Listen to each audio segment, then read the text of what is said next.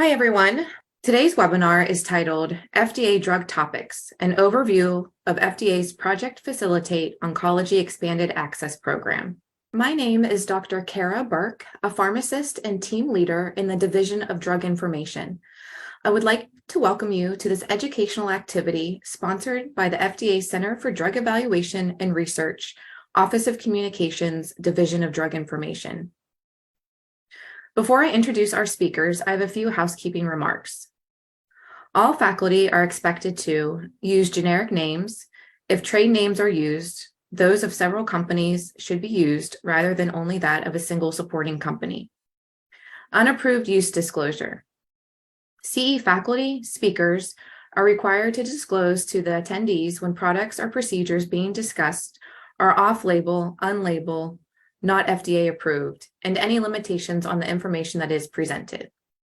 Disclosure. The faculty's planning committee members and the FDA CE consultation accreditation team have nothing to disclose.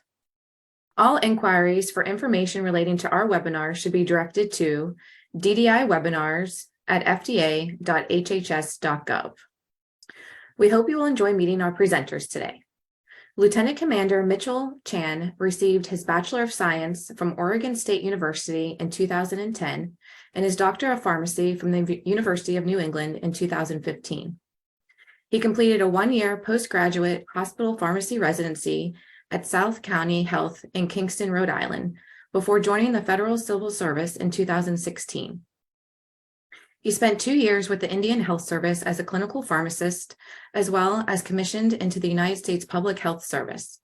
He transitioned to the FDA in 2018 as a regulatory project manager for the Division of Oncology Products 1, and later transitioned into his current role upon the development and launch of Project Facilitate. He currently serves as the team lead and clinical analyst for Project Facilitate since 2019 and has received numerous awards for his growth of the project and contribution to public health through deployments, research, and outreach. And Dr. Cameron Wilson received his Bachelor of Science in Molecular Biology and Microbiology from the University of Central Florida in 2011, and his Doctor of Pharmacy from the University of Florida in 2015. He completed a one-year postgraduate hospital pharmacy residency at Henry Ford Hospital in Detroit, Michigan, before joining the Federal Civil Service in 2016. He spent 2 years with the Indian Health Service as a clinical pharmacist prior to joining the Department of Veterans Affairs, where he served in multiple roles as an acute care, critical care, clinical pharmacy specialist, and inpatient pharmacy supervisor. He recently joined the FDA's Project Facilitate as a health scientist as part of a growing contingent aimed at furthering the program's reach and impact. Now, please give a warm online welcome to Lieutenant Commander Chan and Dr. Wilson. Hello and welcome, everybody. My name is Cameron Wilson, a health scientist with the Oncology Center of Excellence, and I, alongside with my counterpart, Lieutenant Commander Mitchell Chan, a clinical analyst, will be discussing the FDA Oncology Center of Excellence's Project Facilitate, an overview of oncology expanded access programs. As mentioned, we have nothing to disclose. Now, the objectives of this presentation are to, 1, define expanded access and the requirements for individual patient requests. We also aim to summarize responsibilities of the oncology professionals when considering expanded access for their patients, identify resources available to healthcare professionals, and describe how Project Facilitate may be used as a resource to navigate the expanded access pathway. Now, there are a lot of misconceptions when it comes to expanded access. We've collected some of the most common ones here. Let's take a look at a myth and a fact for some of these. The first myth: I'm not an investigator, so the FDA will never approve our requests. The fact is, an oncologist does not have to be a researcher or belong to a research institution in order to utilize expanded access. Myth 2. Expanded access is inaccessible because the oncologist I work with is far too busy to complete the paperwork, and we don't have a regulatory office to help us. The fact. Project Facilitate will work with any regulatory or healthcare professional throughout the expanded access process, including providing help with forms and the submission process. Myth number 3. Most drug companies do not participate in expanded access. The fact is, many drug companies do participate in expanded access and are required to make a policy regarding their expanded access programs readily available to the public. Resources are available to help find this information, which we will cover later in this presentation. And lastly, myth 4. It takes too long to get the FDA to grant my request. This fact is, review times are quite fast for any CDER oncology products that are reviewed by Project Facilitate. A granted or study may proceed letter is typically sent within 1 business day for both non-emergency and emergency requests alike. Now, expanded access is known by several monikers in the community.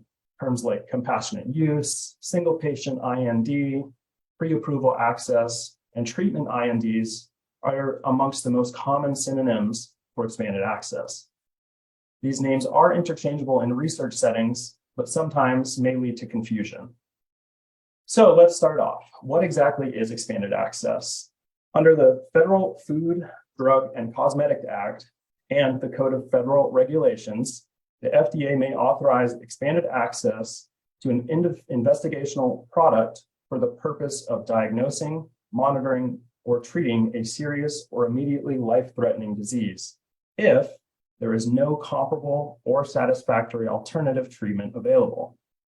Essentially, expanded access is the use of an investigational product, whether that be a drug or biologic, outside the context of a clinical trial or study. Keep in mind the intent of the investigational products. With expanded access, the intent is to treat the patient. Contrast that with the use of an investigational product in clinical trials being solely research, mainly for the safety and effectiveness of the drug, in ultimate hopes of gaining FDA approval and getting the drug to market. Access to investigational treatments follows a standardized linear pathway. First, patients are treated with commercially available FDA-approved drugs that are studied and well-characterized. These have the broadest availability, and reimbursement is provided through third-party or insurers. Second, the provider and patient can work together to decide whether pursuing a clinical trial would be beneficial. Clinical trials are used to support drug development by providing necessary safety and efficacy data in hopes of obtaining an approval through the FDA, and thus their goal is research.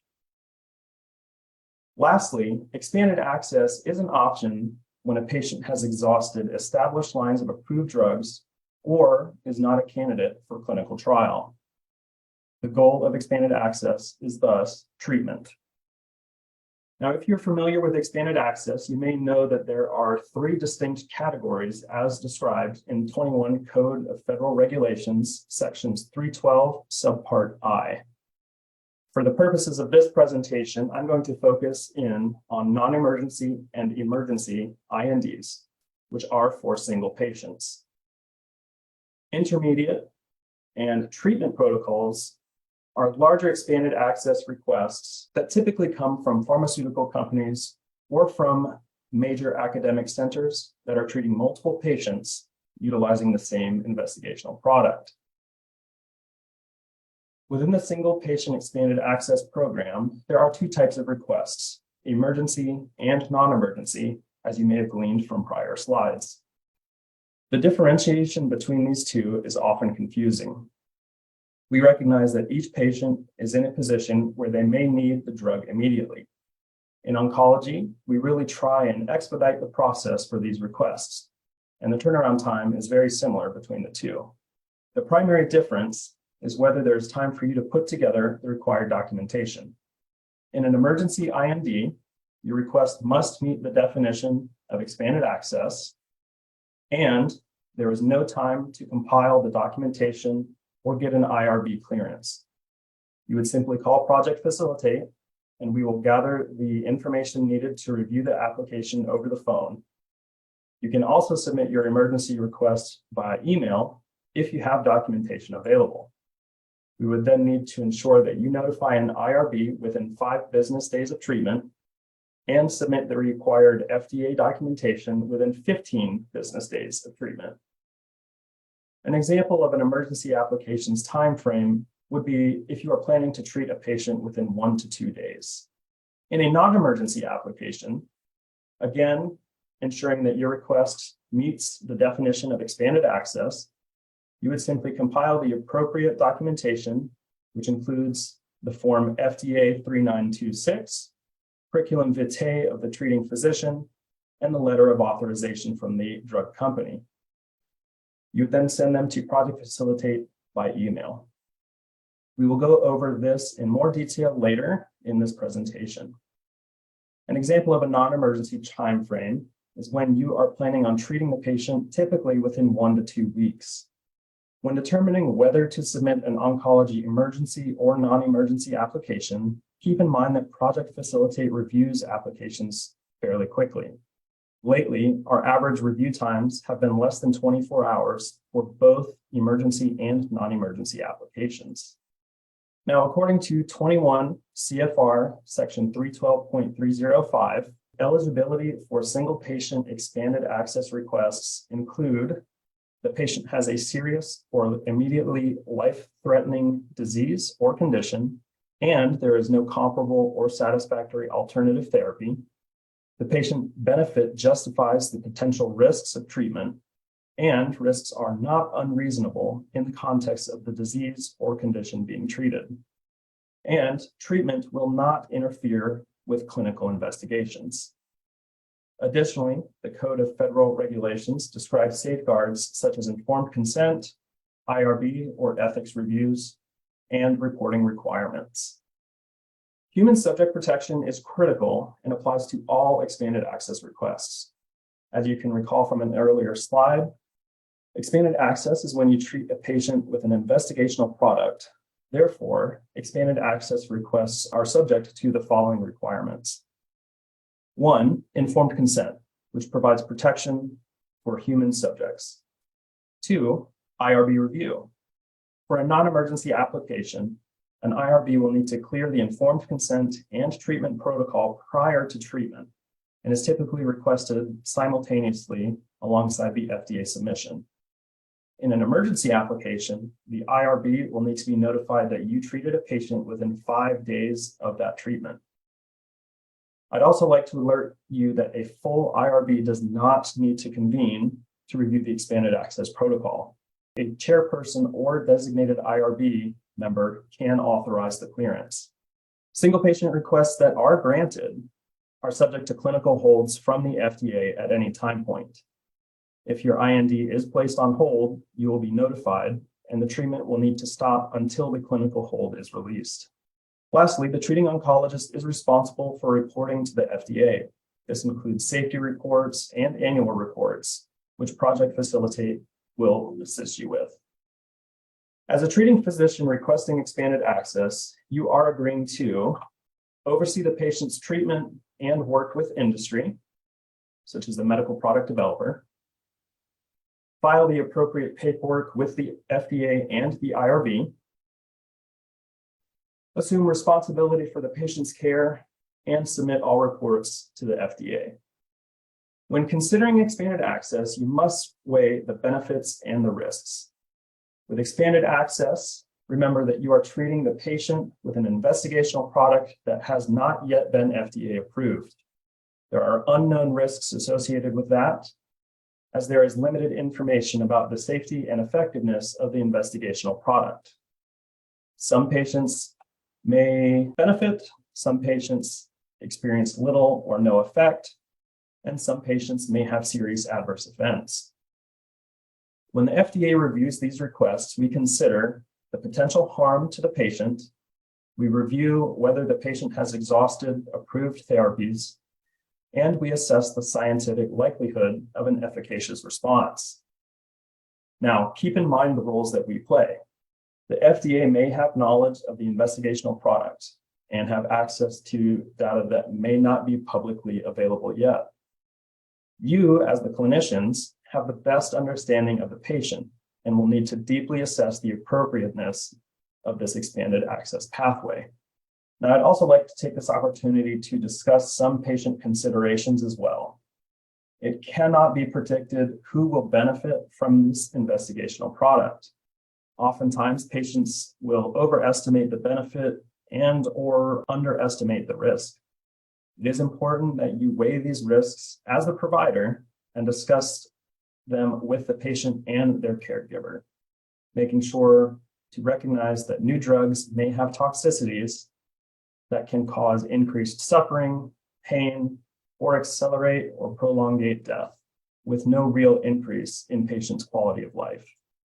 With that in mind, there are certainly benefits to treating a patient through the expanded access pathway. The first and most pronounced is that it can provide treatment to oncology patients with a serious or life-threatening disease who have no other alternatives and who are willing to accept greater risk. It can also provide patients a measure of autonomy over their own healthcare decisions. It can help bridge the gap between the latter stages of product development and product approval by making a drug widely available during that period. And lastly, it may provide data to support product development. Now, this slide illustrates the key players here in the expanded access process. The treating physician initiates the request, oversees the patient's treatment, and provides annual reports to the FDA. Industry, or the pharmaceutical company, is responsible for determining whether they will provide their product under expanded access and if they will provide the letter of authorization for single patient requests. The IRB is responsible for human subject protection and reviews the expanded access protocol and informed consent. And the FDA's Project Facilitate assists oncology healthcare providers and their teams in compiling the expanded access request and can also provide additional resources. The FDA also determines whether you are able to proceed with treatment using an investigational product. Now, at this time, I will turn it over to Lieutenant Commander Chan to discuss Project Facilitate in much greater detail. Hi, everyone. This is Mitchell Chan, and I will be discussing Project Facilitate. On June 3rd, 2019 at ASCO, Project Facilitate was launched. Recognizing that some providers are unaware of expanded access pathways and the resources being limited in most oncology settings, Dr. Richard Pazdur, the Oncology Center of Excellence's director, had a vision that there would be a comprehensive program that would assist oncology healthcare providers in the process.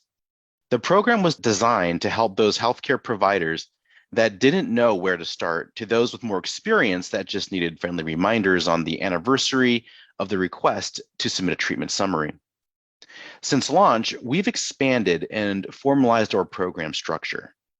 And this has allowed us to expand Project Facilitate's impact to include public outreach, interfacing with FDA clinical divisions, and participating in expanded access committees that often informs policy at the FDA. We are also the reviewers for your application, and this means you'll get immediate feedback regarding your application and often reduces the time it takes to review your application in general.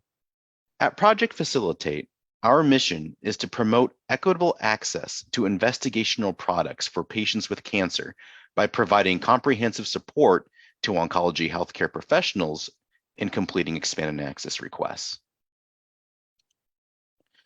We were recognizing the misconceptions, lack of resources, and perceived inequalities, inconsistencies in access to single patient INDs. We launched Project Facilitate to not only assist oncology healthcare providers, but to assess the barriers that were involved. When we started, we didn't have a good grasp on the barriers to expanded access. And going into launch, we knew that we did not have a good estimate on the number of requests that don't really ever make it to the FDA.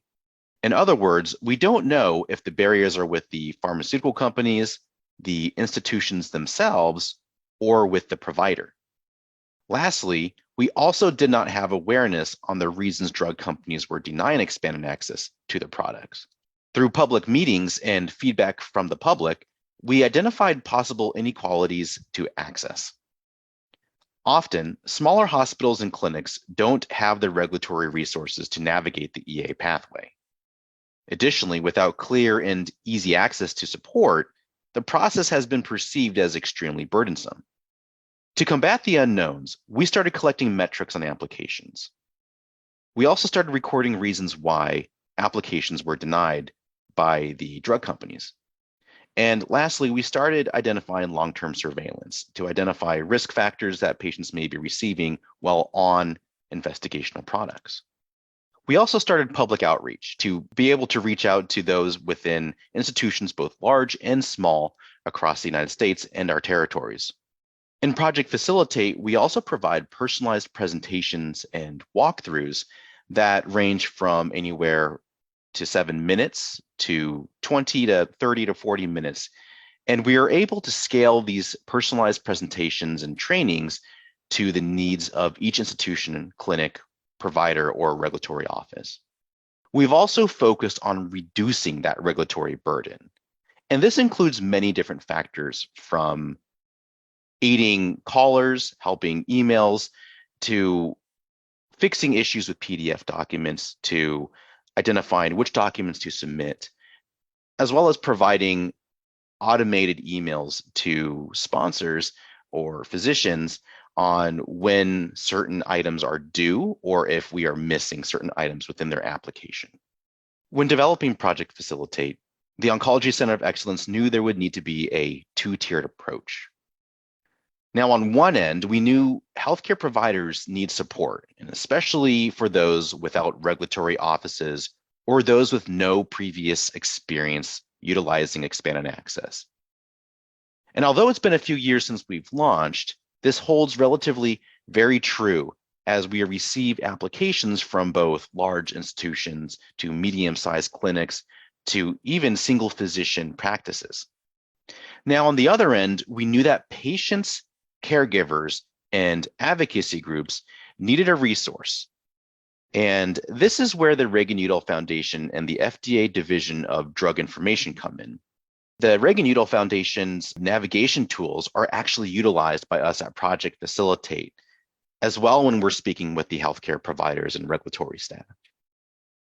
Now, just to be clear, Project Facilitate is for oncology healthcare providers and regulatory staff only, while the Reagan-Udall Foundation and the FDA Division of Drug Information are equipped to assist patients, caregivers, and advocacy groups. Our perceived benefits of Project Facilitate include having one point of contact. Now, prior to Project Facilitate, it was a little confusing as to where the submission should go or who and how to get in contact with someone at the FDA. Project Facilitate provides dedicated clinical staff from 8 to 4:30 Monday through Friday Eastern Time by email or by phone to support the oncology healthcare providers and regulatory staff through the expanded access process. We can assist in locating third-party IRBs for those not associated with an IRB.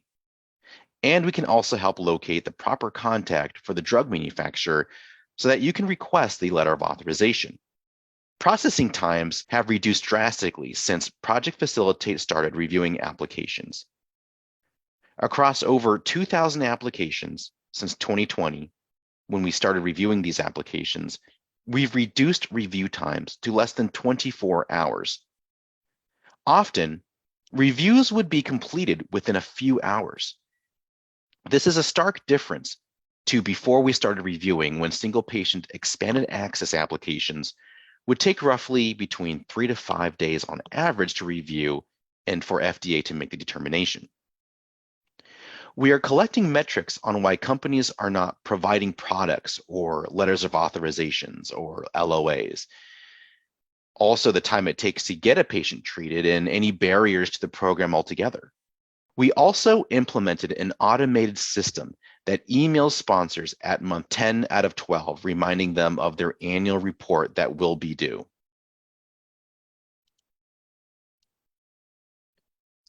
The pathway of expanded access includes 4 fundamental steps. First, the treating oncologist must determine whether the patient's being considered is a good candidate for expanded access, whether, for example, exhausting all appropriate treatments and does not have access to a clinical trial.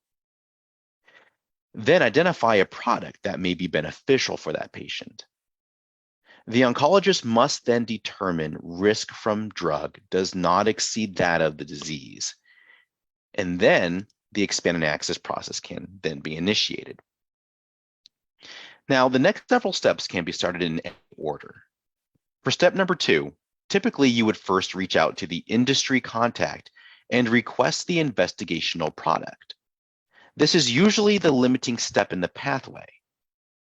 If the drug company agrees, they will provide the LOA, or letter of authorization.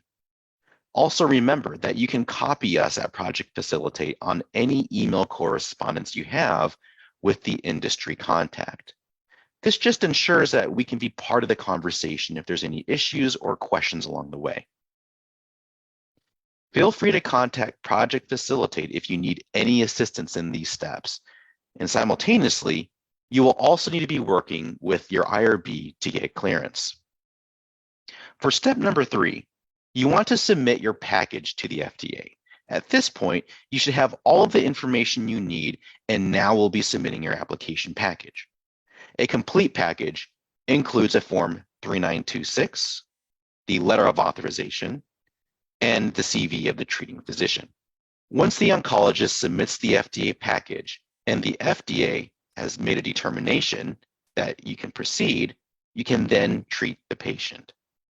For step number 4, after your application has been granted, you will then submit annual reports and other follow-ups as needed. When the patient is no longer on the investigational product, you will then submit a withdrawal request. Now we are going to review some of the key points of the expanded access pathway. First, we are going to review the rate limiting step, which is the industry agreement. When seeking expanded access, you will need to contact the drug company. You can find contact information on the Reagan-Udall Foundation's website under their company directory. We'll go over the Reagan-Udall Foundation a little later. If the drug company agrees to provide their drug to the patient, the drug company and your institution or clinic will initiate contracts and subsequently obtain a letter of agreement. Lastly, you will need the letter of authorization, which is also known as the letter of cross-reference. This is specific to the patient and grants the oncologist permission to cross-reference the company's commercial application for the respective patient. If the drug company denies expanded access, please inform Project Facilitate on any rationale that you received from the company. Next is the FDA application. The Form 3926 is the primary form in communicating information regarding your patient. This will include patient medical and treatment history, a treatment plan, monitoring plan, and dose modification plan. This form will need to be signed by the treating physician. The letter of authorization is the LOA that we discussed previously. Lastly, you'll need to attach the CV of the treating physician. This can be an abbreviated CV if needed. You may instead fill out Section 7 of the Form 3926 instead, as shown here below. For IRB support and routes of submission, the Reagan-Udall Foundation is an excellent resource for patients and healthcare and regulatory professionals. The Reagan-Udall Foundation website includes a company directory as well as publications and resources on expanded access. If your institution or clinic does not have an in-house IRB, you can seek a third-party IRB. And information on these third-party IRB options are also found on the Reagan-Udall Foundation website, including options for both paid and free IRBs. When submitting your application to the FDA, we prefer you email your application to Project Facilitate, as this ensures we rapidly receive your material. You can also submit via the Reagan-Udall Foundation's eRequest, which we will go over in another slide.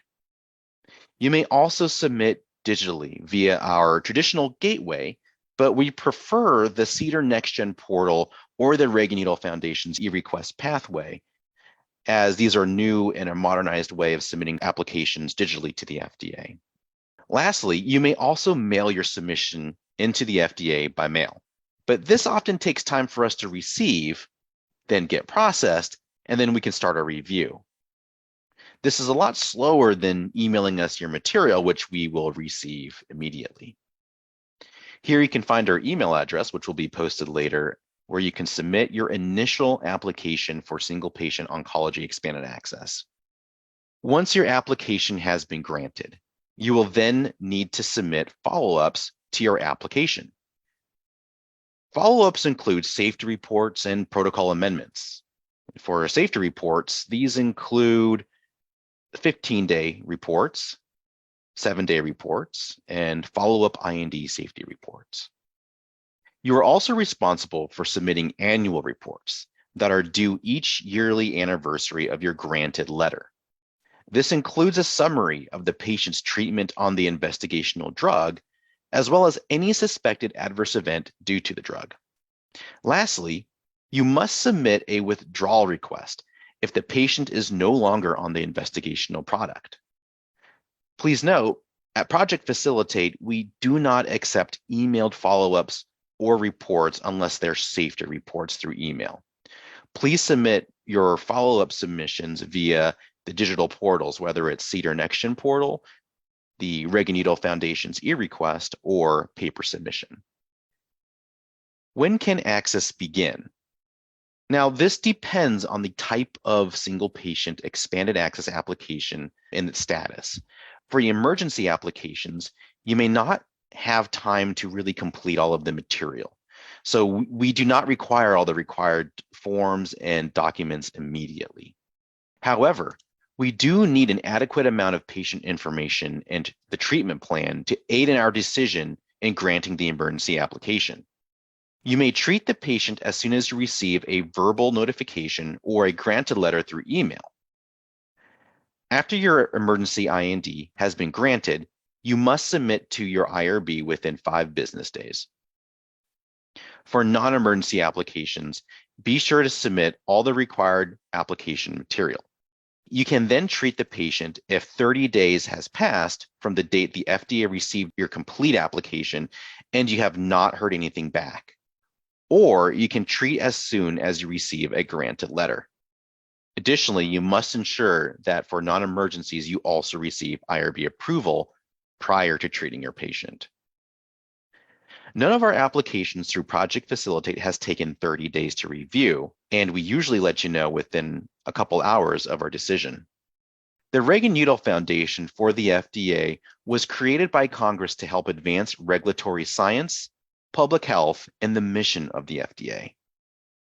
The foundation developed the EA Navigator in response to needs identified by FDA and others in the field. Content on the EA Navigator includes drug company information, such as points of contact with the company, that can be often an important first stop when reaching out to Project Facilitate or when searching for an IRB. The EA Navigator serves 3 key user groups: healthcare providers, patients and caregivers, and companies or manufacturers of drugs, biologics, and other interventions. This supplements Project Facilitate services with focused portals to help each stakeholder understand the process, their role in the process, and FDA reporting requirements and support. This is especially useful for patients and caregivers since Project Facilitate is specific to providers, physicians, and their regulatory staff. The company directory under the Expanded Access Navigator makes it easy to search for company contacts, as you can see here. You can enter a company name, or drug name, or even an indication such as breast cancer. As shown in this example, an alphabetical listing of companies is seen when selecting the letter A to filter. The Reagan-Udall Foundation makes the process even easier for oncologists and their teams through their new Expanded Access eRequest app. Now, this app is designed to save time for the physicians and their teams when applying for expanded access for their patients. And this online application walks physicians and their teams screen by screen through the process and helps them determine if expanded access is indeed appropriate for their patient. Here, providers and their teams can identify potential investigational therapies, access sponsor information, and submit their FDA Form 3926 as well. Head over to the Expanded Access Navigator and click the eRequest link at the top. The eRequest can be used for oncology applications, but it can also be used for non-oncology applications. This route ensures that all applications, oncology or not, can be submitted in a user-friendly online dashboard. Be assured that your application will be received by Project Facilitate if you submit an oncology expanded access application for CDER through this route. Overall, you have two pathways in submitting an oncology expanded access application. You can email your package to us at Project Facilitate directly, or you can submit it online using eRequest or the Reagan-Udall Foundation website here. However, remember, the traditional pathways of paper submission or the traditional gateway are still valid options, but however, they may not be as fast as these more modern approaches. Once you've launched the eRequest app, the app walks users step by step through submitting the request to the FDA. It will ask you a series of questions regarding your application, provide you resources, and is easy to use even without regulatory or expanded access experience. The eRequest portal is a great alternative to emailing your application into Project Facilitate. However, both eRequest or emailing us at Project Facilitate directly will ensure your application is received in a timely manner. As a recap of expanded access resources, for patients and non-oncology healthcare professionals, you should use the Reagan-Udall Foundation's website for resources and information on expanded access, but you can also contact the FDA at the FDA Division of Drug Information, or we call that DDI. You can see the website information here, as well as a phone number and email address. For the healthcare professionals, as well as the regulatory professionals, you can contact Project Facilitate directly at our phone number and email, and I highly suggest going to our Project Facilitate webpage. We have our own webpage on the FDA that provides very unique and useful resources, including a 2-minute video recapping expanded access. Also, Reagan-Udall Foundation provides the EA Navigator, as we just mentioned, and this is a very important resource that we even use here at Project Facilitate when helping you over the phone or through email. Recently, we analyzed our data between the dates of January 1st, 2023 to October 31st, 2023. Within this time frame, the call center received 338 phone calls, of which 95% were answered on the first call. There are times when all lines are busy, but we always ensure that we call anyone back who leaves a voicemail. We also received a total of 9,646 emails consisting of applications, inquiries, and other emails. Ultimately, we're a comprehensive program, so we're formalizing and expanding our resources that we provide. And at a glance, some of the resources we provide include a primary call center. We also review and manage your application since 2020. We include full-time clinical staff that can help you directly. We also provide outreach. We do publications, research, and are also involved in policy within the FDA. Now, to break down the applications we received during this time frame, we received a total of 755 single-patient expanded access oncology applications. with 195, or roughly a quarter of these applications being for emergencies and the rest of them being for non-emergencies. Then we took these applications and identified how many were for different genders. From the responses that were provided, it was roughly half and half between male and female patients. Then we took a look at what type of institutions and sponsorship types were these requests coming from? Were they coming from small, non-academic affiliated institutions, or were they being received from VA centers, military treatment facilities, or other types of facilities? As you can see here, majority of our applications are being received by academic institutions. Next, we have a portion of the applications being received by community hospitals that are not affiliated with academic institutions. And a small portion include applications received from the Veterans Affairs, military treatment facilities, or any facility or institution that's labeled as other. Then we took a look at our number of calls that were received. And this is just another look at some of the data that was shown on the prior slide. For the number of call center calls received, roughly 95% of these were answered on the first call. Now we're going to dive a little deeper into some of this information. Out of the 755 applications we received during this time frame, 119 were for pediatric populations. We can take a look at the overall age distribution here, with the majority of applications being adults between the ages of 18 to 64 years old. We do get quite a few from geriatric populations, and next being pediatric populations. Some of the top 10 indications include multiple myeloma, neuro-oncology or high-grade gliomas, solid tumors, graft versus host disease, and thoracic cancers such as non-small cell lung cancer. Now, this is just a snapshot of what we received during this time frame, and every year these indications are a little different.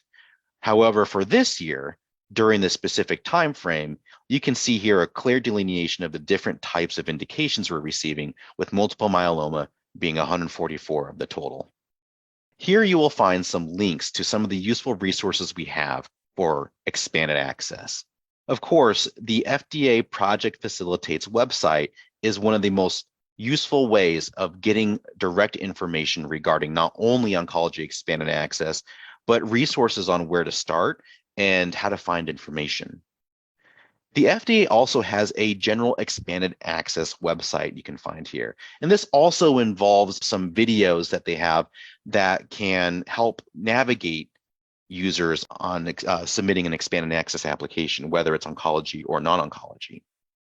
And again, as mentioned before, the Reagan-Udall Foundation's eRequest EA Navigator is an excellent resource that we even use here at Project Facilitate. As for their portal, that eRequest is found on that website or directly at that link here.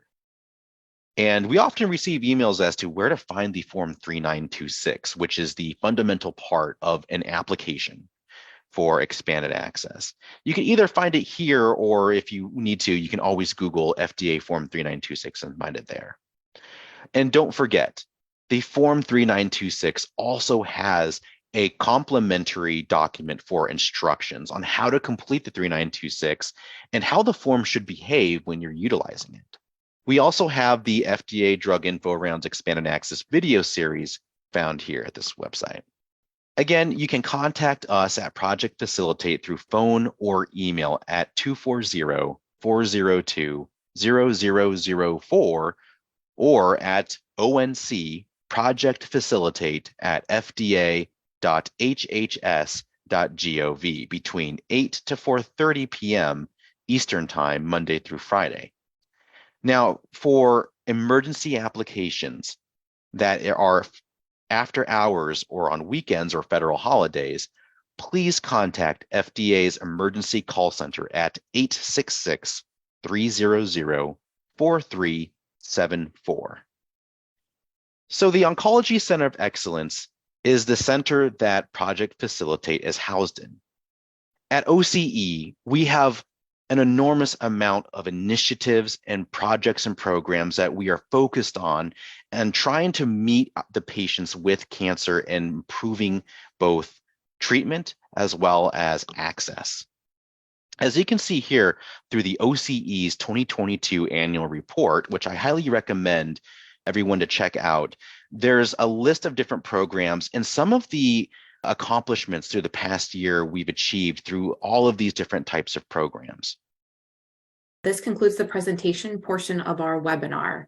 The first question, does the oncologist have to contact the pharmaceutical company to determine if a drug has an expanded access use program? And I can actually take this one. So the oncologist is responsible for kind of reaching out and determining whether a treatment is appropriate, and then also coordinating with the drug company itself.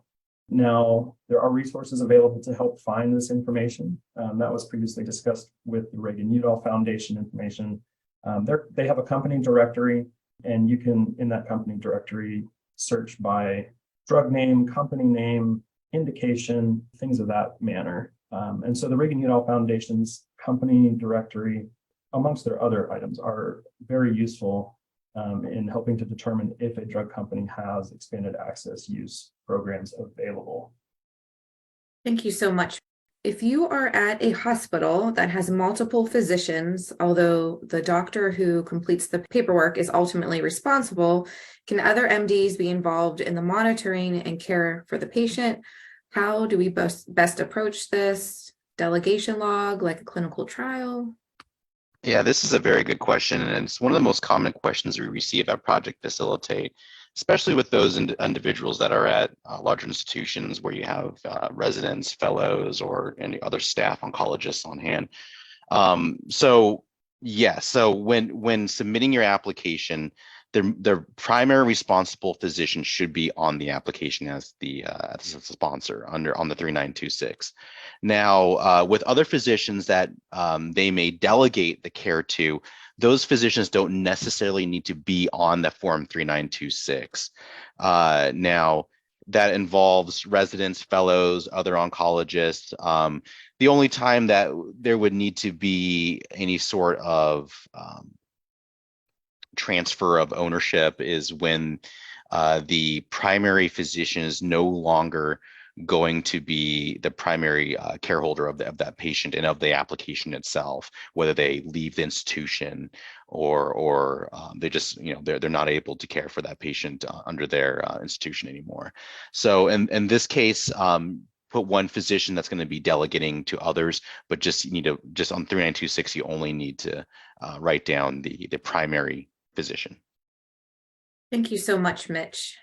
Does the sponsor have an obligation to allow their product to be used for expanded access? Does the NDA or IND have conditions for expanded use?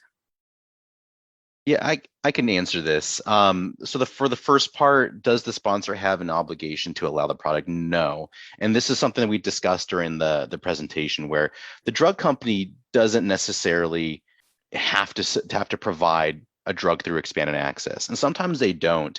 And at the FDA, we can't, force anyone to provide the drug, and that's why we kind of told everybody through the presentation that this is the rate limiting step. And if the drug company says no, unfortunately, there's nothing more that we can do, at least from our FDA standpoint.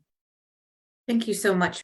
If you have questions that we did not have time to address today, please email them to our Division of Drug Information email address at druginfo@fda.hhs.gov for assistance.